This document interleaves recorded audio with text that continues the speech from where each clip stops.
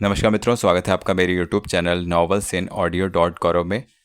मित्रों, आपके सामने प्रस्तुत है अजनबी उपन्यास का 5वां और अंतिम भाग। रश्मि की तबीयत अब कैसी है? रोहित के मिलने पर सेठ मुरारी लाल ने पूछा। पहले से अच्छी है, रोहित ने डाक का फोल्डर उनके सामने रखते हुए उत्तर दिया। अजीब बात है, इतने दिन तुमने बताया ही नहीं कि वह तुम्हारी पत्नी है। मैंने ज़रूरत नहीं समझी। उस दिन फैशन शो में शायद उसे किसी की नज़र लग गई। नज़र तो अपनों की ही लगती है सर। ओह आई सी।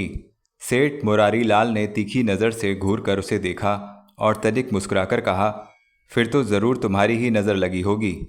सेठ मुरारी लाल के इस वाक्य पर रोहित सिहर उठा और चुपचाप खड़ा पत्रों में डूबे उसके चेहरे को पढ़ने लगा। वह चेहरा जिस पर चढ़ी सहानुभूति की कृत्रिम परत मन में छिपे पाप की स्याही को छिपाने का प्रयास कर रही थी। रोहित आज 4 दिनों के बाद दफ्तर आया था। रश्मि की बीमारी के कारण उसने छुट्टी ले रखी थी। उसने आज समय से पहले आकर 4 दिनों की सारी डाक निपटा डाली थी। अरे यह क्या! डाक के पत्रों में टाइप की हुई रोहित की अर्जी को देखकर अचानक सेठ मुरारी लाल ने कहा, पिछले 4 दिन की छुट्टी की अर्जी, दफ्तर जो नहीं आ पाया। इसकी कोई ज़रूरत नहीं, टेलीफोन पर जो कह दिया था तुमने, यही बहुत है। लेकिन ऑफिस रिकॉर्ड के लिए? ओ डैम इट, तुम आ नहीं सके तो तुम्हारा वेतन थोड़े ही काटेंगे। कहते हुए उन्होंने रोहित की अर्जी को फाड़कर रद्द कर टोकरी में फेंक दिया और अन्य पत्रों पर हस्ताक्षर करके रोहित को लौटा दिए। Thank you sir. रोहित ने पत्र समेटे और जाने के लिए मुड़ा। और सुनो जी, वह पलटकर उन्हें देखने लगा, आज से तुम्हें परमानेंट किया जाता है। तुम्हारी सैलरी भी 200 रुपये महीना बढ़ जाएगी। आई एम ग्रेटफुल सर, लेकिन रोहित थोड़ा हैरानी लिए बोला, लेकिन क्या? सेठ मुरारी लाल ने आश्चर्य से पूछा। एकाएक मुझ पर इतनी कृपा क्यों? रोहित ने झिझकते हुए पूछा। इसलिए कि अब तुम एक साधारण आदमी नहीं रही। रश्मि के साथ तुम्हें भी अपना जीवन स्तर बदलना होगा। सोसाइटी का यही नियम है। सॉरी सर, मुझे आपकी यह कृपा नहीं चाहिए। रोहित एकाएक उत्तेजित हो उठा। आर यू अ फूल? सेठ मुरारी लाल को क्रोध आ गया। सर, मैंने समझा था कि आप यह तरक्की मेरी योग्यता और मेरे काम के कारण दे रहे हैं। तुम कहना क्या चाहते हो? सेठ मुरारी लाल ने और क्रोधित होकर पूछा। मुझ में अभी आत्मसम्मान बाकी है सेठ जी। तरक्की वह होती जो मुझे मेरी योग्यता के कारण मिलती, मेरी पत्नी के कारण नहीं। कहकर रोहित तेजी से बाहर निकल गया और अपने केबिन में जा बैठा। सेठ मुरारी लाल की बात से उसके तन मन में आग सी लग गई थी। उसे लग रहा था जैसे इस महानगरी में उसका कोई अपना अस्तित्व ही नहीं। लोग उसे सिर्फ इसलिए जानते थे कि वह एक अत्यंत सुंदर मॉडल गर्ल का पति था, जिसका सौंदर्य विज्ञापन का माध्यम था और बिकाऊ था। लोगों की दृष्टि उसकी पत्नी के सुडौल, स्वस्थ और सुंदर शरीर पर थी। वह स्वयं तो मात्र एक शून्य था। हीनता की इस अनुभूति ने अचानक उसके मन मस्तिष्क को झंझोड़ दिया और उसका हृदय पीड़ा से तिलमिलाने लगा। हेलो! एक सुरीला स्वर सुनकर वह सहसा चौंक पड़ा। उसने दृष्टि उठाकर देखा तो उसके सामने मुस्कुराती हुई रूही खड़ी थी। अचानक ही रूही को वहां पाकर रोहित झेंप गया और उसके माथे पर पसीना झलक आया। रूही ने पर्स से रूमाल निकाला और धीरे से उसके पसीने को पोंछते हुए बोली, क्या बात है मिस्टर रोहित, आपकी तबीयत तो ठीक है? उत्तर में रोहित ने अपनी गर्दन हिला दी, किंतु उसकी जुबान न खुल सकी। उसने अनुभव किया कि उसका सारा शरीर पसीने से भीगा हुआ है। तुम कब आई? रोहित ने अपनी घबराहट पर नियंत्रण पाते हुए पूछा। लगभग 10 मिनट हो गए। ओह आई एम सॉरी। माफ़ी तो मुझे मांगनी चाहिए। तुम्हें मीठे सपनों से जगा दिया। अच्छा ही किया, सपनों में खो जाना मेरा स्वभाव बन गया है। खैर छोड़ो, कैसे आना हुआ? क्या फिर चांस मिल रहा है? ऐसी किस्मत कहाँ, लेकिन प्रयत्न तो किया जा सकता है। कंपटीशन का सख्त है। इस पर रोहित ने रूही की ओर गौर से देखा। काश मैं भी रश्मि की तरह सुंदर होती, रूही ने बड़े अनोखे ढंग से मुस्कुराते हुए कहा। रूही, तुम अपने मतलब की बात करो। रश्मि का नाम उसके ओठों पर आते ही रोहित ने टोक दिया। इस सर्टिफिकेट पर आपके बॉस का सिग्नेचर चाहिए। कहते हुए रूही ने मेज पर एक कागज़ बिछा दिया। किस लिए? मैं एयर होस्टेस बनना चाहती हूँ। किसी बड़े आदमी का सर्टिफिकेट चाहिए। यह तो वही दे सकता है जो तुम्हें अच्छी तरह जानता हो। आपके बॉस से मेरी बहुत अच्छी जान पहचान है, लेकिन तुम उन्हें मेरे आने की खबर दे दें, बस वे खुद ही मुझे बुला लेंगे। रोहित ने कोई और बात किए बिना टेलीफोन से सेठ मुरारी लाल तक रूही का संदेश पहुंचा दिया। सेठ जी ने रूही को तुरंत अंदर बुला लिया। सेठ जी के चरित्र और स्वभाव से रोहित अब अपरिचित न था। कितनी ही लड़कियों को हर महीने उनके यहाँ से काफ़ी धन मिलता था, जिन्हें उसने कभी देखा तक न था। इसी कारण सेठ जी और रूही के बीच इतनी घनिष्ठता रोहित को विचित्र नहीं लगी। कल तक जिस लड़की का कोई महत्व न था, आज वह उनके साथ इतनी घुल मिल गई थी। सेठ जी की इसी आदत की वजह से रोहित ने अपनी तरक्की ठुकरा दी थी, जिसके सहारे वह रश्मि को भी जीतना चाहते थे। अचानक टेलीफोन की घंटी ने रोहित के विचारों की कड़ी को तोड़ दिया। रोहित ने रिसीवर उठाया और उधर से सेठ जी ने कहा, मिस्टर रोहित, रूही को पब्लिसिटी के अकाउंट में से 500 रुपये का चेक दे दो। रोहित ने अभी रिसीवर रखा ही था कि रूही आ गई। उसे बैठने का संकेत करके वह चेक लिखने लगा। सर्टिफिकेट पर हस्ताक्षर हो गए? चेक काटकर उसने रूही से पूछा। जी। यह जॉब कब तक मिल जाएगा? 2-1 महीने में। वहाँ रिकमेंडेशन भी तो चलती होगी? उसने चपरासी के लिए घंटी बजाई। जी, आपके बॉस का वहाँ इन्फ्लुएंस है। तो यह चेक किस लिए चाहिए? रिश्वत? वह मुस्कुराया। जी नहीं, अपने लिए एक फ्लैट का एडवांस देना है। तभी वहाँ चपरासी आया और हस्ताक्षर के लिए चेक लेकर भीतर चला गया। रोहित कोई फाइल देखने लगा। रूही चुपचाप उसके चेहरे पर आते जाते ज्वार भाटे को निहारती रही। आप मुझसे नाराज़ हैं? बहुत देर तक मौन छाए रहने पर रूही ने पूछा। जी नहीं, उसकी ओर देखे बिना रोहित ने उत्तर दिया। उस दिन पार्टी में पीकर मैं जाने क्या क्या बक गई। तुम्हारा शराब पीना मुझे अच्छा नहीं लगता। रोहित ने उसे पैनी दृष्टि से देखा। अगर कल रश्मि भी पीने लग जाए तो? कहकर रूही हंसने लगी। रूही के इन शब्दों ने छुरी की तरह रोहित के दिल को काट दिया। वह कुछ देर तक चुपचाप रूही को घूरता रहा। बुरा न मानिए, समाज ही ऐसा है। रूही ने गहरे मौन को भंग किया। पहले मैं भी इससे घृणा करती थी। रूही और रश्मि में बहुत फर्क है। रोहित एकाएक भड़क उठा। कल तक मैं भी यही समझती थी, लेकिन आज जब मैंने उसे डॉक्टर बासु के क्लिनिक में देखा तो कहते कहते वह रुक गई। तो क्या? रोहित ने बेफरी आवाज़ में पूछा। जानते हो वह वहाँ क्यों गई होगी? रूही ने विशेष ढंग से मुस्कुराकर उसकी ओर देखा और कहा, एबॉर्शन के लिए। यह बकवास है। रोहित लगभग चीख उठा। फिर केबिन में गहरी और कष्टदायक निस्तब्धता छा गई। रोहित का वश चलता तो वह रूही को जलील करके बाहर निकलवा देता, लेकिन वह चोट को सह गया। रूही ने कितनी सरलता से उसके विवाहित जीवन के घिनौने पक्ष को उसके सामने नंगा कर दिया था। चपरासी चेक लेकर लौट आया तो रोहित ने लेकर अपनी कांपती उंगलियों से रूही की ओर बढ़ा दिया। रूही ने उसकी ओर अर्थपूर्ण दृष्टि से देखा और हाथ हिलाकर बाय बाय कहती हुई केबिन से बाहर निकल गई। रोहित पत्थर बना उसे जाते देखता रहा। रोहित को रूही की बात पर विश्वास न हो रहा था। संभव है कि वह रश्मि से जलकर उसकी इज्जत पर कीचड़ उछालने की कोशिश कर रही हो, या फिर उन दोनों के बीच संदेह के बीज बोकर वह उनके जीवन की खुशियों को नष्ट कर देना चाहती हो। रूही द्वारा कही गई डॉक्टर वासु की क्लिनिक वाली बात उसे बेचैन किए जा रही थी। उसका सारा शरीर पसीना पसीना हो रहा था। उसने अनुभव किया कि उसके जीवन में जैसे भूकंप आ गया हो। आज वह जल्दी घर लौट आया। घर में रश्मि को ना पाकर उसकी व्याकुलता और बढ़ गई। विचित्र सी घुटन और सूनापन चारों ओर छा रहा था। बुझा बुझा सा रोहित अंदर वाले कमरे में चला गया और व्याकुल सा बिस्तर पर लेट गया। रूही की बात अभी तक उसके मस्तिष्क में घूम रही थी। सामने ही तिपाही पर आज की डाक पड़ रखी थी। अपने नाम आया एक सरकारी पत्र उसने उठाया तो वहीं रश्मि के नाम का एक लिफाफा भी नजर आया जो खुला पड़ा था। रोहित ने कांपती उंगलियों से उस खुले लिफाफे में से पत्र निकालकर पढ़ना आरंभ कर दिया। पत्र नेशनल एडवर्टाइजिंग ब्यूरो ने लिखा था। रश्मि के काम की सराहना करने के अलावा वहां से 10,000 रुपयों का चेक भी भेजा गया था। चेक फैशन शो में मिली सफलता के सिलसिले में था, जिसे संभाल कर रश्मि ने रख लिया था। पत्र में दुनिया की सैर का फ्री टिकट देने का वचन भी दोहराया गया था। यह फ्री टिकट वह अपना पासपोर्ट बनते ही फर्म से ले सकती थी। रोहित ने उस पत्र को पढ़कर उसी प्रकार लिफाफे में बंद करके तिपाही पर रख दिया। उसको लग रहा था कि जैसे उसके हृदय ने काम करना बंद कर दिया है और उसका खून जमने सा लगा है। फिर उसने जैसे तैसे उस सरकारी पत्र को खोला। पत्र पढ़ते ही उसकी धमनियों में फिर से खून का प्रवाह होने लगा।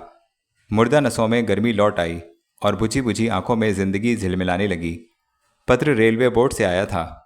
स्टेशन मास्टर की पोस्ट के लिए उसका प्रार्थना पत्र स्वीकार कर लिया गया था। सेठ मुरारीलाल की अपमानजनक नौकरी वह आसानी से छोड़ सकता था।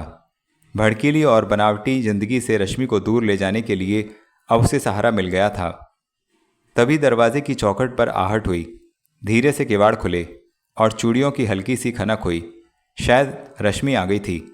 रोहित ने झट से सरकारी पत्र जेब में रख लिया और बिस्तर से उठकर बाहर जाने लगा। रश्मि तब तक भीतर आ गई थी। रोहित वहीं ठिठक कर रह गया। रोहित को इस समय घर पर देखकर रश्मि झेंप गई। कुछ देर तक दोनों एक दूसरे को चुपचाप निहारते रहे। आज ऑफिस से बहुत जल्दी लौट आए?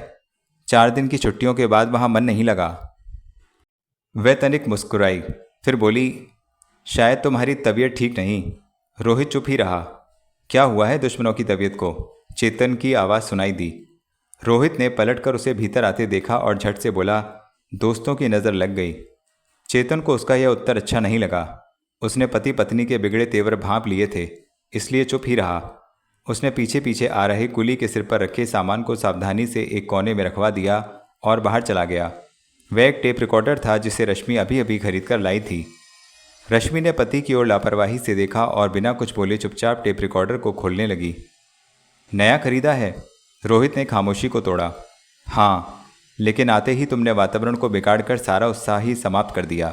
रश्मि ने तनी हुई नज़रों से पति को देखा। वह कैसे? तबीयत ठीक हो या ना हो, लेकिन दूसरों से बातें ढंग से करनी चाहिए।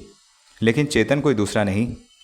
रश्मि ने क्षण भर फिर चुप रहकर उखड़ी हुई दृष्टि से पति को देखा, फिर ओठों को दांतों से काटते हुए कहा, आज से पहले तो तुमने ऐसी जली कटी बातें कभी ना की थी।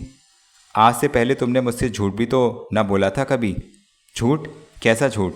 वह चुंझला उठी। हाँ, झूठ। तुम्हें ज़रूर किसी ने बहकाया है मेरे विरुद्ध। तो बताओ, तुम डॉक्टर बसु के क्लिनिक में क्यों गई थी? रश्मि के चेहरे पर का रंग एकाएक सफ़ेद पड़ गया। ओठों की चमक मंद पड़ गई और आंखें धुंधला गईं। उसे तुरंत कोई उत्तर न दिया गया। उसकी खामोशी उसके पाप का प्रमाण थी। रोहित ने प्रश्न दोहराया तो वह कुलबुला कर बोली, क्या मुझे हर बात की डिटेल देनी होगी? प्यार और विश्वास की यही मांग है। रोहित का स्वर कुछ नरम पड़ गया। तो सुनो, मैंने निर्णय कर लिया है कि अभी मैं मां नहीं बनूंगी, रश्मि ने निसंकोच कहा। रोहित के मस्तिष्क पर जैसे किसी ने हथौड़ा दे मारा। वह भन्ना गया। उसने ओठ भींचे, भवें सिकोड़ी और घूर कर पत्नी की आंखों में झांकते हुए बोला, तुम्हें ऐसा निर्णय करने का कोई अधिकार नहीं। क्यों नहीं? तुम यह मत भूलो कि यही हमारी जिम्मेदारियों की शुरुआत है। जानती हूँ, लेकिन इस बोझ को लेकर मैं अपने भविष्य और अपनी आकांक्षाओं का खून नहीं कर सकती, अपनी फिक्र को नष्ट नहीं कर सकती। कैसा भविष्य, कैसी आकांक्षाएं? वह फिर चमक कर बोला। कुछ देर तक रश्मि चुपचाप उसकी ओर देखती रही, फिर बोली, क्या मुझे यह बात फिर याद करानी होगी कि मैं दुनिया का टूर करने वाली हूँ? ऐसी सुंदर अवसर जीवन में बार बार नहीं आता और मैं इसे खोना नहीं चाहती। माँ बनने का अवसर भी तो भगवान ने पहली बार ही दिया है, क्या इसे खो दोगी? ऐसे अवसर जीवन में बहुत आएंगे, यह तुम्हारी भूल है। अगर मैं यह कहूँ कि तुम्हारा दिल सिमटकर बहुत छोटा हो गया है तो तुम इसी बहाने मुझे अपने तंग दायरे में जकड़ लेना चाहते हो। फिर कुछ रुककर वह बोली, यह एक अनुचित बंधन है। प्यार का नाम ही तो बंधन है। प्यार प्यार प्यार, यह शब्द सुनते सुनते मैं ऊब गई हूँ। क्यों? मेरे प्यार में तुमने कोई कमी पाई है? तो क्या तुमने पाई है कोई कमी मेरे प्यार में?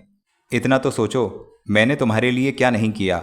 घर छोड़ा, पिता को छोड़ा, जागीर छोड़ी, जिंदगी के सारे नाते तोड़े, अपनी समस्त इच्छाओं और आकांक्षाओं को स्वाहा कर डाला। तो क्या अब उस जीव को नष्ट करके जो तुम्हारी कोख में जन्म ले चुका है, अपनी आकांक्षाओं और खुशियों का महल आज़ाद करना चाहती हो? कोरी भावुकता मेरी निश्चय नहीं बदल सकती। तो मैंने भी तय कर लिया है कि मैं तुम्हें यह पाप नहीं करने दूंगा। और अगर मैंने तुम्हारी ये जिद पूरी न होने दी तो मैं तुम्हें जीवन भर माफ़ नहीं करूंगा। रोहित ने उसके समीप आते हुए कहा। तो मुझे धमकी दे रहे हो? नहीं, बल्कि आने वाले तूफान की चेतावनी दे रहा हूं। तो सुनो रोहित, रश्मि ने दूसरी ओर मुंह करके कहा। वह तूफान आ चुका है, इसके बाद अब शांति ही शांति है। रश्मि के स्वर में दृढ़ता थी। क्या? एक चीख सी रोहित के गले में अटक गई। उसके ओठों पर अनेक शब्द थरथरा रहे थे, लेकिन वह कुछ न कह पा रहा था। एकाएक उसने रश्मि को पकड़कर झंझोड़ डाला और उसकी आंखों में गहरा झांकते हुए भावावेश में कहा, नहीं नहीं, यह संभव नहीं रश्मि, कह दो कि यह सब झूठ है। रश्मि ने आंखें झुका ली और एक झटके से अपने आप को अलग करके कहा, यह सब सच है। यह सुनकर रोहित अपने पर काबू ना पा सका। तेजी से उसकी ओर लपका और एक जोरदार थप्पड़ उसके गाल पर जड़ दिया। रश्मि कांप गई। उसकी आंखों में आंसू तैर आए। उसने घृणा तथा क्रोध से अपने पति की ओर देखा और एक तड़प को सीने में दबाए बेडरूम की ओर भागी और अंदर पहुंचते ही उसने किवाड़ बंद कर लिए। रोहित क्रोध से भरा बंद दरवाजे की ओर देखता रहा, फिर वहीं सोफे पर बैठ गया। कमरे में एक अजीब सा सन्नाटा छा गया था और घुटन भर गई थी। मानसिक उलझनों में घिरे रोहित की कब आंख लग गई उसे पता ना चला। फिर जब अचानक उसकी आंख खुली तब रात गहरी हो चुकी थी। अब वैसी ही निस्तब्धता छाई हुई थी, मगर उसके मन का तनाव अब कुछ हल्का हो चुका था। उसने कलाई पर बंधी घड़ी देखी तो 2 बज रहे थे। उसने नज़र उठाकर बेडरूम के दरवाजे की ओर देखा तो उसके दिल में एक कसक सी उठी और मन ग्लानि से भर गया। उसने रश्मि पर हाथ उठाकर अच्छा नहीं किया था। भावावेश में जो कुछ हुआ उसके लिए उसे रश्मि से क्षमा मांग लेनी चाहिए थी। मनमुटाव का कोई अर्थ भी तो नहीं। यह सोचकर वह धीरे से उठा और बेडरूम के दरवाजे तक चला गया। दरवाज़ा थोड़ा खुला हुआ था। उसने सोचा कि शायद रश्मि उसे मनाने आई हो और अभी उसी की प्रतीक्षा में करवटें बदल रही हो। वह दबे पांव रश्मि के पलंग की ओर बढ़ गया। मन ही मन ऐसे शब्द खोजता जा रहा था जिनसे रश्मि के क्रोध को प्यार में बदल सके और उनके बीच पैदा हुई दरार भर सके। वह कुछ कहने के लिए झुका ही था कि एकाएक चिल्ला उठा, रश्मि! और साथ ही उसने कमरे की बत्ती जला दी। रश्मि वहाँ न थी, मगर बिस्तर पर पड़ी सिलवटें उसकी व्याकुलता का प्रमाण दे रही थीं। शायद वह उसे मनाने के लिए आई हो और उसे सोता देखकर इधर उधर चली गई हो। यह सोचकर वह बाहर आया और इधर उधर देखने लगा, लेकिन रश्मि वहाँ भी न थी। किचन और बाथरूम भी देखा किंतु रश्मि का कुछ पता न चला। अंत में निराश होकर फिर उसी सोफे पर बैठ गया। अचानक उसकी नज़र मेज पर पड़े एक पत्र पर पड़ी। कांपती उंगलियों से उसने पत्र उठा लिया और पढ़ने लगा। पत्र रश्मि ने ही लिखा था और लिखावट बता रही थी कि वह बड़ी उतावली में लिखा गया था। रोहित, मैंने आपके शांत जीवन को कितना अशांत बना दिया है, यह मैं आज ही जान पाई। इस घटना के बाद अब हम इकट्ठे न रह सकेंगे। यही सोचकर मैं जा रही हूँ, हमेशा हमेशा के लिए। रश्मि। संबोधन में तुम से आप हो जाने से स्पष्ट था कि दोनों के बीच की दरार कितनी बढ़ गई थी। रोहित नजरें गाड़े रश्मि के खुले पत्र को देखता रहा। उसका मस्तिष्क जोर जोर से घूमने लगा। रोहित ने द्वार खोलकर चेतन को सामने खड़ा पाया तो उसके मुरझाए हुए चेहरे पर क्षण भर के लिए रौनक आ गई। उसे अंदर आने का संकेत करते हुए वह बोला, आओ चेतन, तुमने मुझे बुलाया है? हाँ बैठो। कहाँ की तैयारी है? कमरे में बंधे हुए सामान को देखकर चेतन ने पूछा। दीनापुर, वहीं पोस्टिंग हुई है। स्टेशन मास्टर बनकर जा रहा हूँ। रश्मि की प्रतीक्षा नहीं करोगे? 1 महीना तो हो गया गए उसे। आना होता तो आ गई होती। शायद इस जिद में बाप के घर बैठी हो कि तुम मनाने आओ, लेकिन वह ये अच्छी तरह जानती है कि मैं वहाँ कभी नहीं जाऊँगा। तुमने खत तो लिखा होगा, 1 नहीं 4, किसी का उत्तर नहीं आया। एक सलाह दूं क्या? तुम समझ से काम लो और खुद चले जाओ। उसका झूठा अभिमान टूट जाएगा, क्रोध पिघल जाएगा। नहीं चेतन, घमंडी बाप और उसका स्वार्थी बहनोई उसे मेरे पास नहीं आने देंगे। प्रयत्न करने में क्या हानि है? डरता हूँ अगर उन सबके सामने उसने आने से इनकार कर दिया तो मेरे लिए जीना भी कठिन हो जाएगा। तुम दोनों का हट तो इस पार्ट को और चौड़ा कर देगा और दोनों का मिलना कठिन हो जाएगा, पीड़ा बढ़ जाएगी। तभी तो इस शहर से दूर जा रहा हूँ, ताकि इस गहमा गहमी से दूर रहकर मन को नए काम में लगा सकूं। ध्यान बंटने से असहनीय पीड़ा कुछ कम हो जाएगी। तुम्हें विश्वास है कि इस परिवर्तन से यह पीड़ा मिट जाएगी? रोहित चुप हो गया। उसने चेतन की ओर देखा। उसकी आंखों में रोहित के प्रति सहानुभूति तो थी, लेकिन उसकी समस्या का कोई समाधान नहीं था। रोहित ने बात बदलते हुए कहा, एक काम था तुमसे, इसलिए बुलाया था। क्या? कुछ आवश्यक सामान ही लिए जा रहा हूँ, बाकी सब तुम्हारे पास छोड़ जाऊँगा। क्यों? रश्मि आ जाए तो उसे दे देना, सब उसी का है। रोहित, मोहब्बत का यूँ बंटवारा ना करो। मुझे पूरा विश्वास है कि वह एक दिन तुम्हारे पास जरूर आएगी। अरे भाई, चमन उड़ जाने के बाद बाहर आई भी तो किस काम की? ना जाने हम हों या ना हों। रोहित ने दीवार की ओर देखते हुए निराशा भरी आवाज में दार्शनिक ढंग से कहा, ऐसी बातें तुम्हें शोभा नहीं देती। जानते हो, यह दीवार पर लगी पेंटिंग उसने कितने चाव और कितनी मेहनत से बनाई थी तुम्हारे जन्मदिन के लिए। और यह टेप रिकॉर्डर, हाँ हाँ कहो, किस खुशी में खरीदा था उसने? जानना चाहते हो? उसने गर्दन हिलाई। चेतन ने आगे बढ़कर ज्यों के त्यों पड़े बंद टेप रिकॉर्डर का बक्स खोला और उसका ढक्कन उठा दिया। फिर ढक्कन के अंदर लगी प्लेट की ओर संकेत करके बोला, देखो उधर। रोहित पास जाकर पढ़ने लगा। प्लेट पर खुदा हुआ था, रोहित को अपार प्यार के साथ शादी की पहली वर्षगांठ की बधाई, रश्मि। यह पढ़ते ही एक खामोश चीख रोहित के मनोमस्तिष्क को कपा गई। धमनियों में लहू का प्रवाह तेज हो गया था, दिल की धड़कन बढ़ गई और वह आंखें बंद करके वहीं बैठ गया। इन्हीं मधुर और कटु यादों के तूफान को समेटे रोहित दीनापुर चला आया था। सुनसान ब्यावन घाटी के आंचल में दीनापुर एक छोटा सा स्टेशन था, जहां वह स्टेशन मास्टर नियुक्त हुआ था। अपने दुखी मन का हाल न उसने किसी को सुनाया और न किसी मित्र या संबंधी को इस विषय में कुछ लिखा। दुनिया वालों को अपनी राम कहानी सुनाने से लाभ भी क्या, सब तमाशा ही तो देखते हैं। रश्मि की सुहानी मधुर यादों ही के सहारे उसने एक खामोश और गुमनाम जिंदगी जीने का निश्चय कर लिया था। वह दिन रात अपने को काम में लगाए रहता। ड्यूटी समाप्त हो जाने पर भी वह किसी न किसी काम में व्यस्त रहता। परिश्रम और काम के प्रति उसकी लगन उच्च अधिकारियों की फाइलों में झलकने लगी। वह पूरा प्रयत्न करता कि अपने अधिकारियों को और अपने मातहत काम करने वाले सभी कर्मचारियों को खुश रखे। जब भी अवकाश की घड़ियों में उसे घर की चारदीवारी में बंद होना पड़ता तो फिर वही कसक भरी पुरानी यादें लौट आती। वे यादें ही तो अब रश्मि के अभाव की पूर्ति का साधन थीं। रश्मि की हर चीज़ में प्यार छिपा था और उसके साथ छिपी थी एक पीड़ा। उसके साथ बीता एक एक पल उसके सामने अमिट तस्वीर के समान उभर आता था। गुलाबी जाड़े की अलसाई सुबह अभी आंखें मल ही रही थी कि टेलीफोन की घंटी ने रोहित को जगा दिया। वह घबराकर बिस्तर से उठा और टेलीफोन सुनने लगा। सिग्नल मैन ने उसे बताया कि रेलवे के बड़े अफसर मिस्टर खन्ना आए हुए हैं। मिस्टर खन्ना के इस प्रकार अचानक आ जाने से वह असमंजस में पड़ गया। पहले वह पूर्व सूचना दिए बिना इस तरह कभी नहीं आए थे। उसने जल्दी से हाथ मुंह धोकर बाल संवारे और वर्दी पहनकर स्टेशन जाने के लिए तैयार हो गया। अभी उसने जूते पहने ही थे कि द्वार पर दस्तक हुई। रोहित ने लपककर दरवाज़ा खोला और सामने खन्ना साहब को देखकर चकित रह गया। एक कुली ने सिर पर सामान उठा रखा था और उनके अर्दली के हाथ में सरकारी कागज़ों का बैग था। खन्ना साहब ने ब्रिजेस मिलिट्री टाइप का ओवरकोट और सिर पर खरगोश की खाल की टोपी पहन रखी थी। उनके कंधे पर बंदूक लटक रही थी। गुड मॉर्निंग, खन्ना साहब ने रोहित की आंखों में आश्चर्य देखकर अपनी गरजदार आवाज़ में कहा। गुड मॉर्निंग सर, आप अचानक सुबह ही सुबह?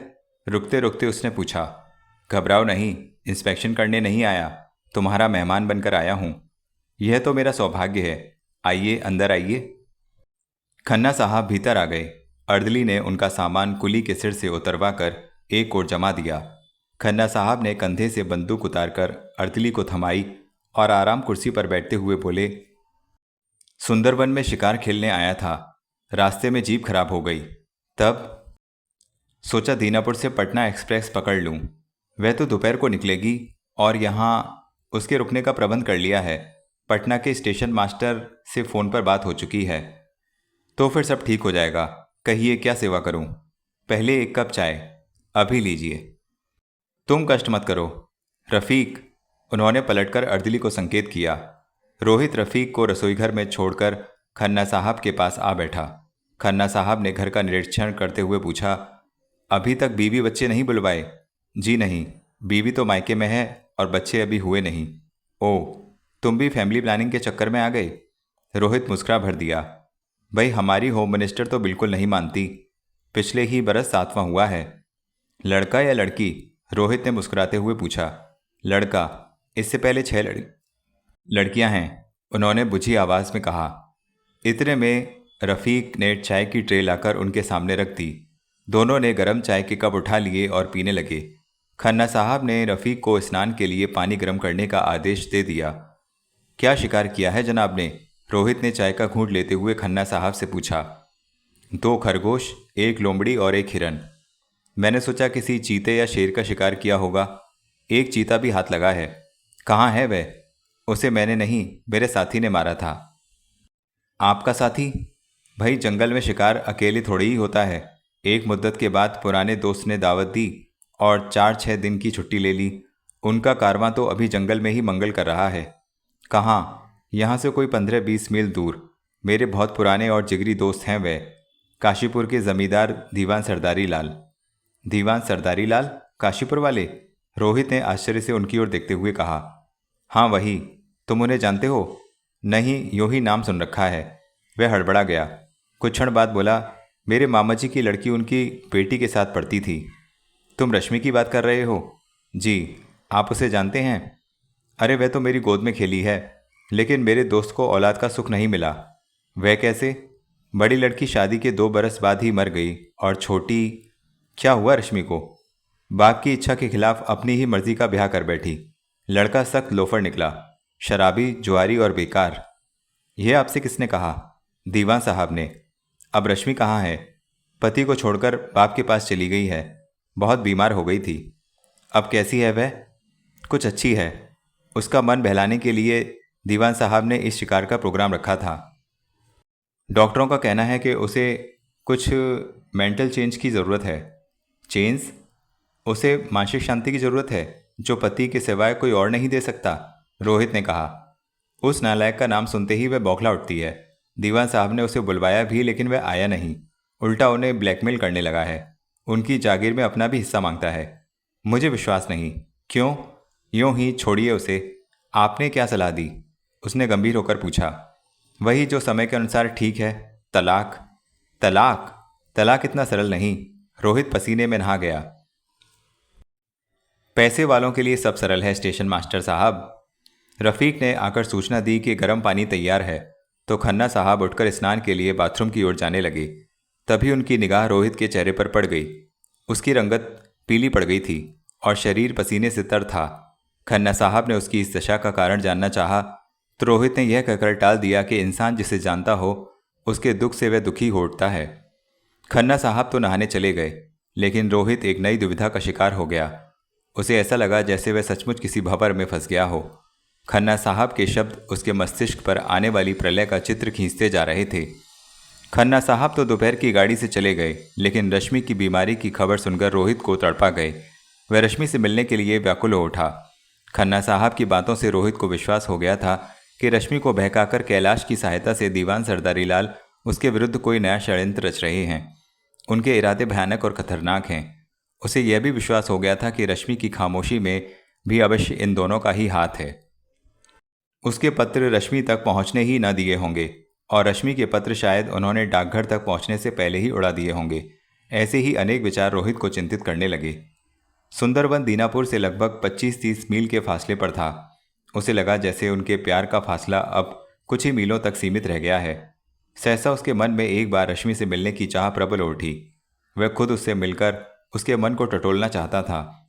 डर था कि कहीं रश्मि किसी बड़ी गलतफहमी का शिकार ना हो जाए और फिर जीवन भर उसे पछताना पड़े।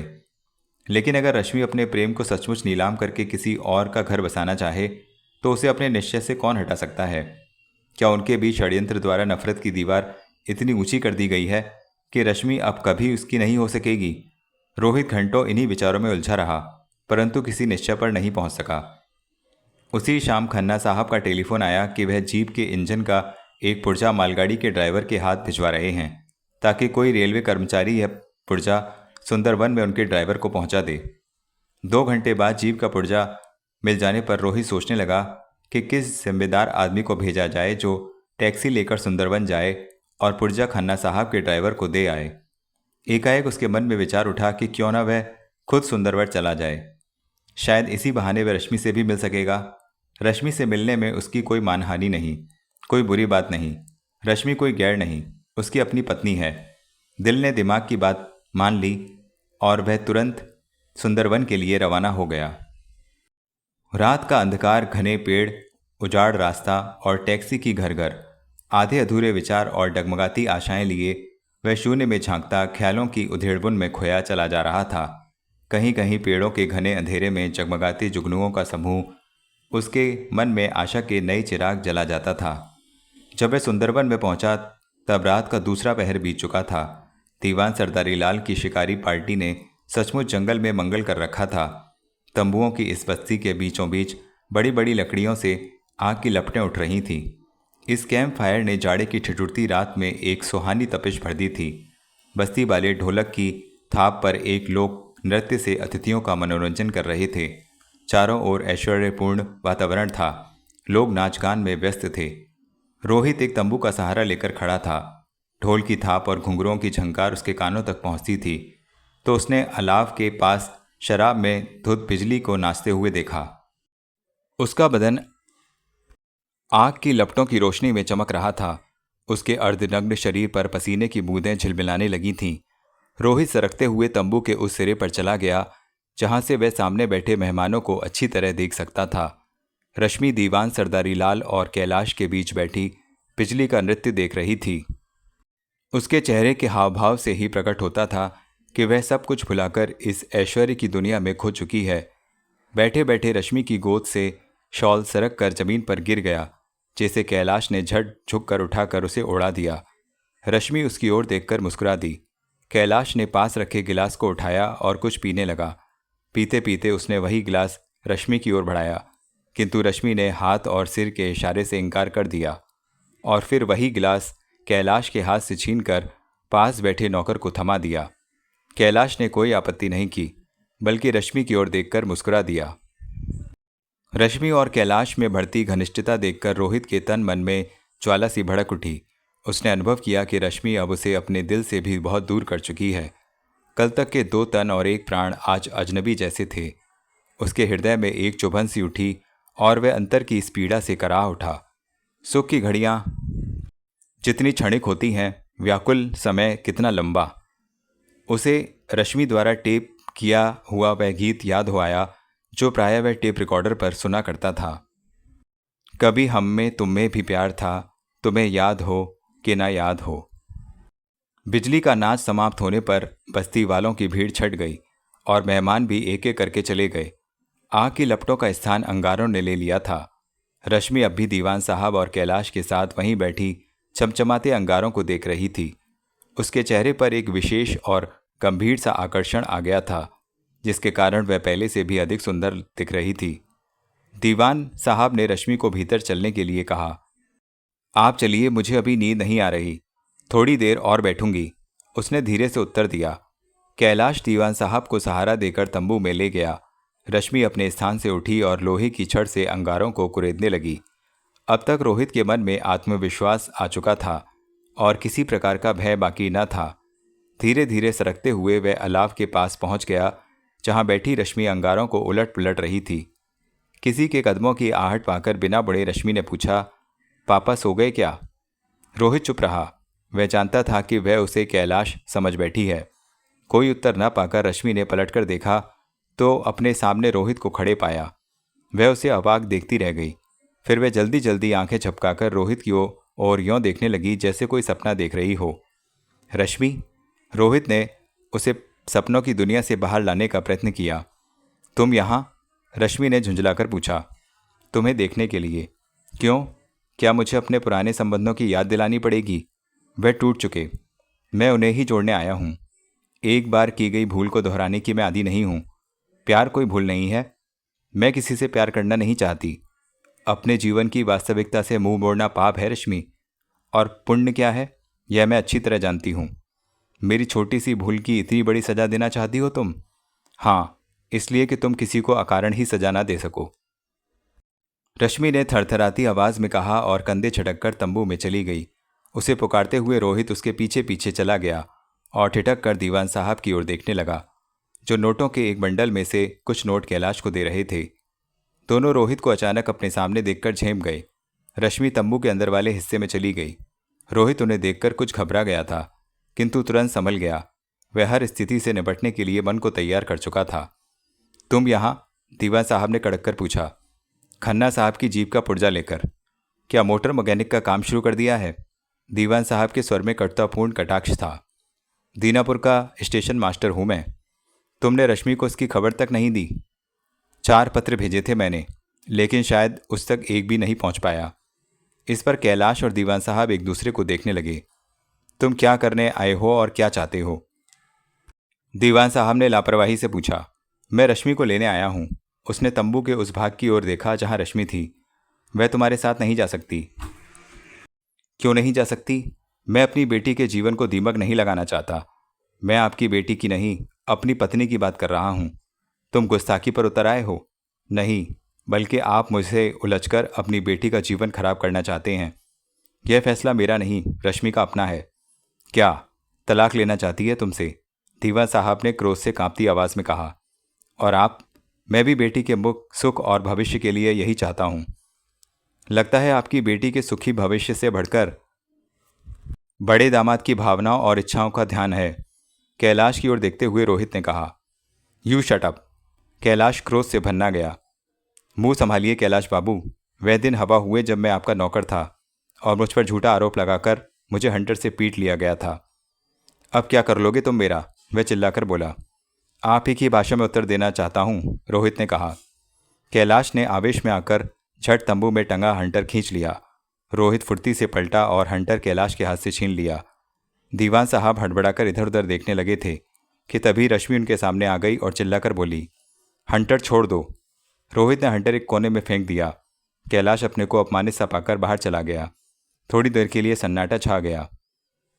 रोहित दृष्टि घुमाकर रश्मि के चेहरे को पढ़ने लगा। उसके चेहरे पर क्षणभर में ही कई रंग आए और गए। तुम नहीं चाहते कि तुम्हारे जीवन में शांति आए? रश्मि ने मौन को तोड़ा। इसके लिए मुझे तुम्हारा सहारा चाहिए। तुम और मैं एक साथ अब नहीं रह सकते। एक चांस और दो। तुम्हारी आज़ादी में किसी प्रकार से बाधा नहीं बनूंगा। तुम जैसा चाहोगी वैसा ही होगा। लेकिन अब मैं कोरी भावुकता को जीवन का सहारा नहीं बनाना चाहती। नहीं रश्मि, नहीं। मेरी चाहत का अपमान ना करो। मेरी चाहत के बारे में भी कभी सोचा है तुमने? मैंने तुम्हारे लिए घर, रिश्तेदार, संपत्ति, मान मर्यादा सब छोड़ दिया, लेकिन तुम प्यार को अब पैसे से तोलने लगी हो शायद। रोहित ने रश्मि को बीच में ही टोक दिया। अगर कहूँ हाँ तो? वह झुंझलाकर बोली। मैं इसकी कीमत दूंगा। भावावेश में बिना सोचे समझे रोहित ने कह दिया। दे सकोगे मुझे यह आराम, यह मकान, यह नौकर चाकर, यह मोटर? और वह अपनी थरथराती आवाज में आगे ना बोल सकी। रोहित कोई उत्तर न दे सका। उसने बेबस नज़रों से गुस्से में लरसती रश्मि को देखा। इस बीच वह कितनी अधिक बदल गई थी। अभी वह कोई उत्तर सोच ही रहा था कि अंदर से दीवान सरदारी लाल लौट आए और आते ही गरजदार आवाज़ में बेटी के ही शब्द दोहराने लगे। हाँ हाँ कहो, दे सकोगे ये सब आराम के सामान मेरी बेटी को? भाग्य को बदलने के लिए समय चाहिए दीवान साहब, रोहित ने धीरे से कहा। लेकिन तुम्हारे इस समय के इंतजार में मैं अपनी बेटी की आशाओं और उमंगों को तड़पता नहीं रहने दूंगा। तुम्हें रश्मि को इस बंधन से मुक्त करना ही होगा। यानी तलाक? रोहित ने कांपते ओठों से कहा। हाँ तलाक, यही फैसला है हमारा। अगर 1 महीने के अंदर अंदर तुम ना माने तो हम केस कचहरी में ले जाएंगे। दीवान साहब ने अपना निर्णय सुना दिया। रोहित ने जब रश्मि की ओर देखा तो वह चुप रही। अधिक समय तक वह रोहित से नजर न मिला सकी और अंदर चली गई। उसकी इस चुप्पी में अपने पापा के निर्णय का समर्थन छिपा था। निराश रोहित तंबू से बाहर आया तो चारों ओर एक सन्नाटा छाया था। जली हुई लकड़ियों के अंगारे भी अब राख होने वाले थे। कुछ देर तक वहीं खड़ा हुए अंगारों को देखता रहा, जो राख बनने से पहले अपने अंत का स्वागत अपनी भुस्ती मुस्कुराहट से कर रहे थे। सहसा दूर जंगल में चीखती चिंगारती रेलगाड़ी ने उसके विचारों का तांता तोड़ दिया। उसके सपनों के टिमटिमाते अंगारे भी राख हो गए। वह अतीत की दुनिया से वर्तमान में आ गया, जहां अतीत का अस्तित्व बीते समय के अवशेष से अधिक न था। वही दीनापुर का स्टेशन, वही कमरा, वही मशीन की गरगट। उसने एक झटके से अपने मस्तिष्क को झिंझोड़ा। वह कहाँ पहुंच गया था और अब फिर कहाँ लौट आया था? तभी घोर निराशा ने उसे अपने में समेट लिया। रोहित को आशा थी कि एक ना एक दिन रश्मि अवश्य लौट आएगी, मगर अब उसकी आशा दम तोड़ने लगी थी। निराशा भी अब आशंका का रूप लेने लगी थी। रश्मि ने ना आना था और ना आई। प्रतीक्षा करते करते रोहित की आंखें थक गईं। समय के मरहम से बड़ा घाव भी भर जाता है, किंतु रश्मि के हृदय को न जाने ऐसी कौन सी गहरी ठेस लगी थी कि बीता समय भी अलगाव की अग्नि को शांत न कर सका था। रोहित इस संबंध में जितना सोचता उतना ही अधिक उलझता चला जाता। कभी कभी तो उसके विश्वास की दीवार बालू के ढेर की तरह धराशायी हो जाती। वह सोचने लगता कि क्या सिर्फ वही दोषी है? क्या रश्मि बिल्कुल निर्दोष है? रश्मि के बारे में सोचते सोचते रोहित परेशान हो उठा। उसने बहुत चाहा कि रश्मि के ख्यालों को अपने मस्तिष्क से झटक दे, लेकिन उसकी यादें थी कि मानस पटल पर और भी गहराई से अंकित होती जा रही थीं। लेकिन जब वह रश्मि की लंबी खामोशी के बारे में सोचता, तब उसे उसके इरादे एकदम स्पष्ट नजर आते। उसके पिता ने जो मोहलत दी थी, उसमें अब भी केवल एक ही दिन शेष रह गया था। अगर कल तक उसने रश्मि को तलाक लेने के लिए अपनी स्वीकृति न भेजी तो वे लोग इस मामले को कोर्ट में ले जाएंगे। जो बात आज तक दो घरों की चारदीवारी में सिमट गई थी वही चारों ओर फैलकर बदनामी का रूप धारण कर लेगी। किंतु वह अपने प्यार पर जग हंसाई की काली छाया पड़ते न देख सकता था। यह उसके जीवन की बहुत बड़ी हार होती जिसे वह किसी भी कीमत पर गले लगाने के लिए तैयार न था। विचारों के इसी संघर्ष ने उसके मन और मस्तिष्क को झंझोड़ कर रख दिया था। थोड़ी ही दूर पर इंजन शटिंग कर रहा था। उसकी आवाज़ को सुनते सुनते उसे अनुभव होने लगा कि उसकी जिंदगी भी उसी तरह बिफरी सांसों पर रेंग रही है। इंजन ने जैसे ही भाप छोड़कर वातावरण की नीरवता को भंग किया वैसे ही दीवान सरदारी लाल के शब्द उसके कानों में गूंजने लगे। उनकी गरजती हुई आवाज़ उसके मन व मस्तिष्क को कचोटने लगी। कहो, दे सकोगे मेरी बेटी को आराम?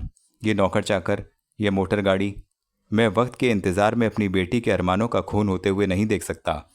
तुम्हें रश्मि को आज़ाद कर देना होगा, उसे तलाक देना होगा। नहीं नहीं, वह एकाएक चीख उठा। उसकी चीख की आवाज़ क्षण भर के लिए वातावरण में गूंजी और फिर मौन व्याप्त हो गया।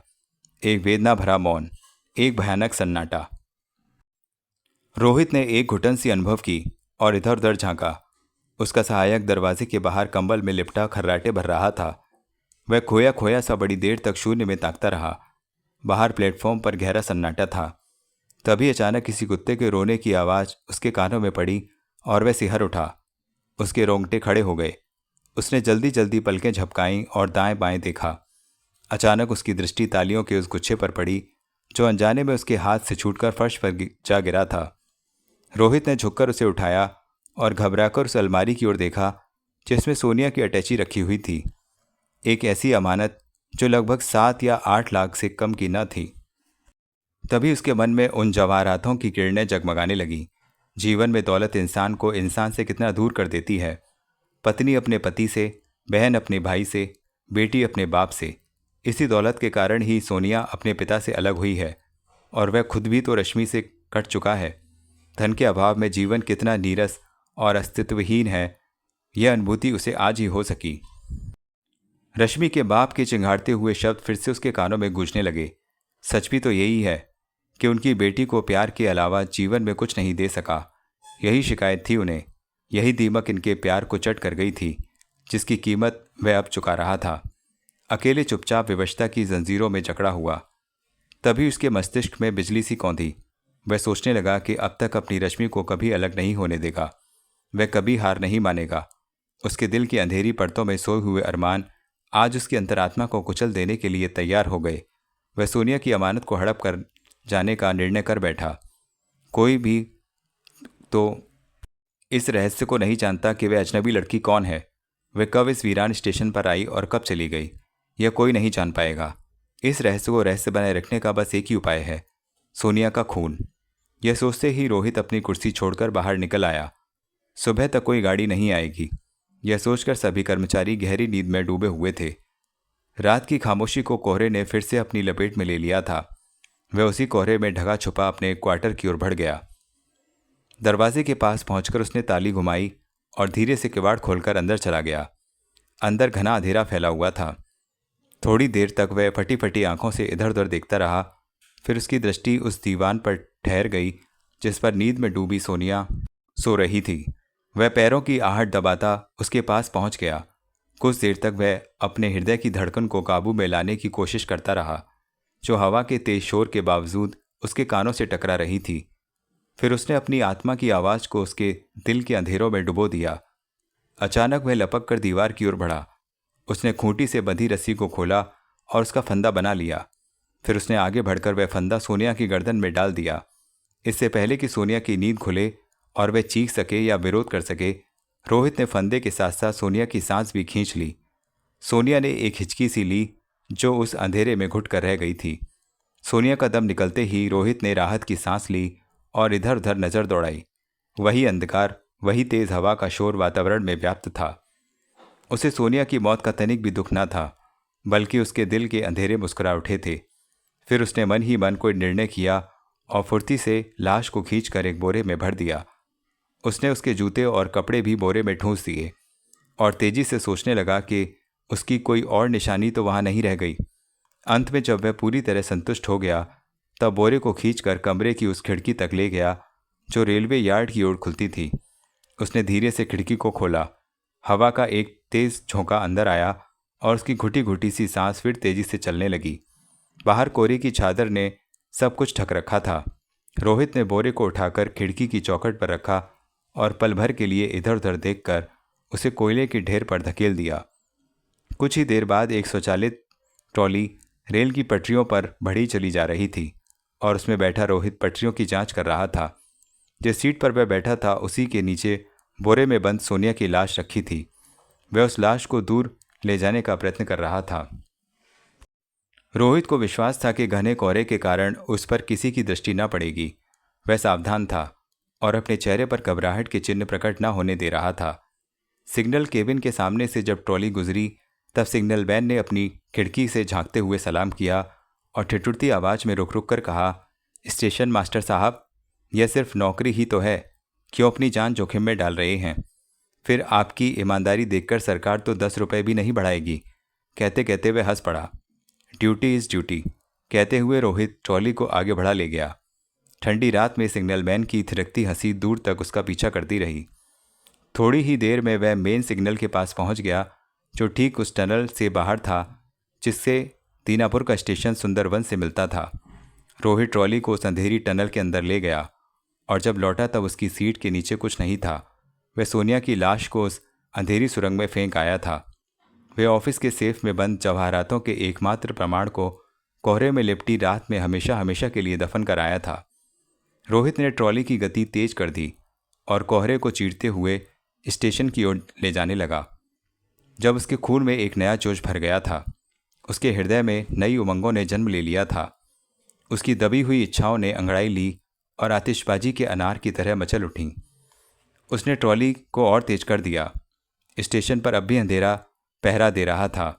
सब कुछ वैसे ही सूना और अंधकार में था जैसे वह कुछ देर पहले छोड़ गया था, किंतु रोहित के अपने हृदय में अब आशा के अनेक दीपक जगमगा रहे थे। उस अंधेरे के पीछे वह उजाले की उन किरणों को देख रहा था जो उसकी जिंदगी में बाहर ला सकती थी। धीरे धीरे पल बीतते गए और कलकत्ता जाने वाली गाड़ी का समय हो गया।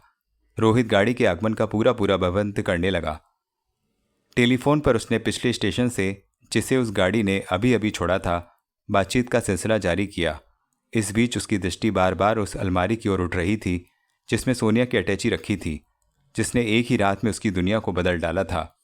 अब वह शान शौकत से रह सकता था, दीवान साहब से सम्मान और रश्मि का प्यार प्राप्त कर सकता था। अब वह कीमती से कीमती उस चीज़ को प्राप्त कर सकता था जो रश्मि को प्रिय थी। शायद उसके पिछले जन्म का कोई पुण्य उदय हो गया था जो सोनिया उसकी किस्मत बनकर वहां आई थी और उसकी झोली में अपना धन और जीवन सौंप गई थी। सिग्नल डाउन होते ही प्लेटफॉर्म पर लटकी घंटी बजी तो रोहित चौंक पड़ा। उसने टेलीफोन पर जल्दी जल्दी अगले स्टेशन से क्लीयरेंस ली और अपनी झंडी उठाकर प्लेटफॉर्म पर जाने की तैयारी करने लगा। स्टेशन मास्टर साहब, वह किसी मधुर आवाज़ को सुनकर चौंका और फुर्ती से पलटकर उधर देखने लगा। सामने दरवाजे में मुस्कुराती हुई सोनिया खड़ी थी। उसे देखते ही रोहित के पैरों के नीचे से धरती खिसक गई।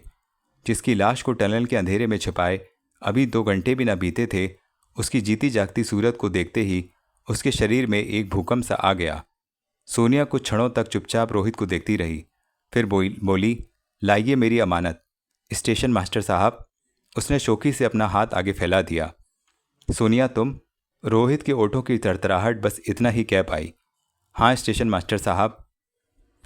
अगर मैं आपके भरोसे रहती तो वह गाड़ी भी मिस हो जाती। सोनिया ने 2 कदम आगे बढ़कर कहा। आप तो मुझे जगाना ही भूल गए। ओह हाँ, मैं तो एकदम ही भूल गया। कहते कहते रोहित बौखला गया। लेकिन मैं नहीं भूली। ईश्वर भी शायद यही चाहता है कि आपको और कष्ट न देकर मैं अपनी मंजिल तक शीघ्र पहुंच जाऊं। उसी की कृपा से वक्त पर मेरी आंख खुल गई। सोनिया ने कहा, लेकिन आपने मुझसे झूठ क्यों बोला? झूठ? कैसा झूठ? रोहित ने सोनिया की बातों में एक ऐसी गांठ अनुभव की जिसे खोलने की उसमें शक्ति न थी। यही कि आपकी श्रीमती जी मायके गई हैं? तुम्हारा मतलब है रश्मि? हाँ, वह तो आपसे रूठ कर चली गई थी। तुमसे किसने कहा? खुद उन्हीं ने। कब? वह तुम्हें कहाँ मिली? आपके अहम की संतुष्टि के लिए उन्होंने पति के चरणों में लौट आना ही ठीक समझा। क्या मतलब? वे आपके चले जाने के बाद ही आ गई थीं, अपने पिता से झगड़कर। अपने बहनोई से लड़कर उनकी मर्जी के खिलाफ जिंदगी का यह आखिरी फैसला करके, क्या अगर पति के यहाँ शरण ना मिली तो मौत को गले लगा लूंगी, लेकिन लौट कर कहीं और नहीं जाऊंगी। फिर तुमने मुझे खबर क्यों नहीं दी? वह बौखलाकर पूछ उठा। रश्मि दीदी ने मना कर दिया था। वे आपको जिंदगी का सबसे बड़ा सरप्राइज देना चाहती थीं, और जानते हैं, इसमें मैंने भी उनका साथ दिया। वह कैसे? मैंने उन्हें दुल्हन की तरह सजाया और वहीं सुला दिया जहां मैं सोई थी। मैं जानती थी कि जब आप मुझे जगाने आएंगे तब अपनी दुल्हन को देखकर आपके जीवन की सारी अभिलाषाएं खिल उठेंगी। तभी ट्रेन की गड़गड़ाहट सुनाई दी तो सोनिया ने अपनी अटैची की ओर संकेत करते हुए कहा, लाइए जल्दी कीजिए, ट्रेन आ रही है। रोहित ने अलमारी से अटैची निकाली और कांपते हाथों से सोनिया की ओर बढ़ा दी। उसने फटी फटी आंखों से सोनिया की ओर देखा तो वह कह उठी, रोहित बाबू, जिंदगी के सफ़र में फिर कभी इस स्टेशन से गुजरी तो आप दोनों के पास जरूर रुकूंगी, लेकिन इतना कह देती हूँ, जीवन में पार्टनर्स तो बहुत मिल जाते हैं, लेकिन रश्मि जैसी पत्नी बड़े सौभाग्य से मिलती है। आपको एक अजनबी लड़की की कसम, फिर कभी मेरी दीदी से न लड़िएगा। लेकिन सोनिया, तुम आने से पहले रश्मि से मिली नहीं? रोहित ने एक अजीब घबराहट के साथ प्रश्न किया। नहीं, मैंने उन्हें जगाना मुनासिब नहीं समझा। मैं चाहती थी कि सुबह तक उनकी आंख खुले, तब उससे पहले वह अपने मन मंदिर के देवता को देखे। कहते हुए सोनिया तेजी के साथ प्लेटफॉर्म की ओर चली गई। रोहित कुछ देर तक पथराई आंखों से सोनिया को जाते देखता रहा। सोनिया के शब्द उसके मस्तिष्क में बार बार गूंज रहे थे। कुछ पा लेने की कोशिश में वह अपनी जिंदगी का सब कुछ खो चुका था। उसने अपने हत्यारे हाथों से चेहरे को ढक लिया, फिर तनिक लड़खड़ाकर अपनी कुर्सी में धंस गया। ट्रेन प्लेटफॉर्म पर आ चुकी थी और वातावरण में यात्रियों का शोर गूंज रहा था, किंतु यह शोर अब रोहित के कानों तक ना पहुंच रहा था। तार मशीन की गरगट भी उसे सुनाई न दे रही थी। अपनी प्रियसी के मधुर मिलन के लिए आतुर आत्मा मोह ममता के संसार से दूर जा चुकी थी, बहुत दूर। तो मित्रों, इस प्रकार गुलशन नंदा का अजनबी उपन्यास समाप्त हुआ। आशा करता हूँ यह उपन्यास आपको अवश्य पसंद आया होगा। हमारे चैनल पर इसी तरह के और भी अच्छे अच्छे उपन्यास हैं और आगे भी ऐसे ही तरह के उपन्यास आते रहेंगे। तो चैनल को सब्सक्राइब ज़रूर करें, अपने फ्रेंड्स रिलेटिव सभी को बताएं। फेसबुक, इंस्टाग्राम, व्हाट्सएप के ज़रिए इसको प्रमोट करें। धन्यवाद।